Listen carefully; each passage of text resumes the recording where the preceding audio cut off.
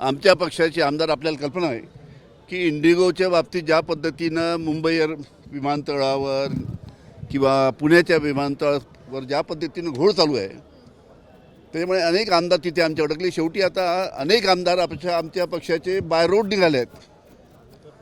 आज रात्रीपर्यंत ते पोचतील आणि उद्या अधिवेशनाला उपस्थित राहतील.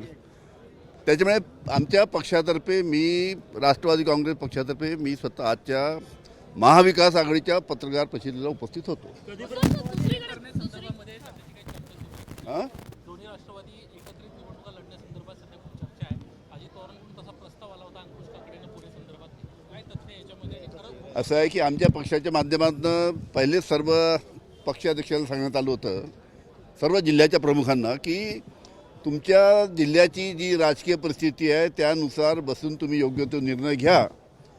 आणि तशा पद्धतीनं अनेक जिल्ह्यामध्ये त्या जिल्ह्याची राजकीय परिस्थिती पाहून निर्णय घेण्यात आलेले आहे. सर, विरोधक म्हणतात, सत्ताधारी म्हणतात की विरोधकांमध्ये काही हवाच राहिलेली नाहीये आणि निष्प्रभ विरोधी पक्ष झालेला आहे. असं आहे की ज्या पद्धतीनं सर्व मुद्द्याच्या बाबतीत विरोधी पक्ष आवाज उठवते आहे. आता असं झालं की आता महायुतीचे जे तिन्ही पक्ष आहे तेच तिन्ही पक्ष आपसात भांडत आहेत. त्यांचेच पैसे एक पक्षाचे नेते आमदार दुसऱ्या पक्षाच्या आमदाराचे किंवा त्या निवडणुकीचे पैसे पकडून देत आहेत. आता इतके विषय तुम्हाला मिळाले महायुतीच्या माध्यमातून, म्हणजे BJP, एकनाथजी शिंदेचा पक्ष, अजितदादाच्या पक्षाच्या माध्यमातून. आता तेच चालू होतं ना, याचे पैसे पकड त्याचे पैसे पकड. याच्याशिवाय दुसरा विषय संपूर्ण या नगरपालिकेच्या निवडणुकीमध्ये नव्हता. आणि प्रत्येक प्रश्नाच्या बाबतीत महाविकास आघाडी जी आहे, काँग्रेस, राष्ट्रवादी आणि शिवसेना अतिशय प्रभावीपणे प्रत्येक प्रश्न या महाराष्ट्राच्या जनतेचे प्रत्येक प्रश्न प्रभावीपणे मांडण्याचा प्रयत्न करते. अजित पवार आणि शरद पवार यांच्या गटामध्ये एक नाराजी असताना रोहित पवार आणि अजितदादा एकत्र नृत्य करताना दिसले होते लग्नाच्या निमित्तानं. पण राम शिंदे यांनी असं म्हटलंय की ते घरगुती नृत्य असलं तरी राजकारणात पण ते एकत्रच नृत्य करतात. असं आहे की एखादा घरगुती जर लग्नाचा कार्यक्रम असला तर त्या लग्नाच्या कार्यक्रमामध्ये राजकीय मतभेद बाजूला ठेवून सर्व लोक तिथे येतात, सर्व पक्ष नातेवाईक तिथे एकत्र येतात. म्हणून त्या जय पवारच्या लग्नामध्ये त्यांनी वरातीमध्ये नृत्य केलं असेल तर त्यांचा परिवाराचा तो कार्यक्रम होता, लग्नाचा कार्यक्रम होता.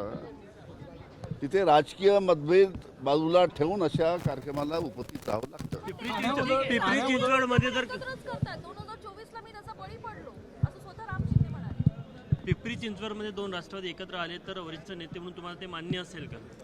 स्थानिक स्तरावरचे जे आमचे नेते आहेत पिंपरी चिंचवडचे, ते योग्य तो निर्णय घेतील. ठाण्यामध्ये कोर्टाच्या परिसरात एका मुलीला केकमधून गुंगीचं औषध देऊन तिच्यावर सामूहिक बलात्कार केल्याची घटना समोर आली आहे. काय दोन्ही सभागृहामध्ये यावेळी विरोधी पक्ष नेते नसणार आहेत, त्यामुळे तुमच्या पुढे किती मोठं आव्हान आहे? कसं आहे की आताच पत्रकार परिषदेमध्ये सर्वांनी सांगितलं की ही आपली परंपरा आहे आपल्या महाराष्ट्राच्या, आपल्या विधानसभेची किंवा विधान परिषदची. एक जरी आमदार असला तरी त्याला विरोधी पक्षपद देण्यात आलं आहे. त्याच्यामुळे या सर्व बाबतीत राज्य शासनाने लवकरात लवकर, राज्य म्हणजे सभापतींनी लवकरात लवकर निर्णय घेऊन वरच्या सभागृहामध्ये आणि खालच्या सभागृहामध्ये विरोधी पक्ष नेत्याची निवड केली पाहिजे, जेणेकरून या महायुतीचे जे काही विरोधी पक्ष आहेत त्या सर्व पक्षाला योग्य तो न्याय मिळेल. ठाण्यामध्ये एका मुलीला केकमधून गुंगीचं औषध देऊन तिच्यावर सामूहिक बलात्कार झाल्याची घटना समोर आली. मी ह्याची मला पूर्ण कल्पना नाही, माहिती घेऊन बोलेल. चला, धन्यवाद. ABP माझा, उघडा डोळे बघा नीट.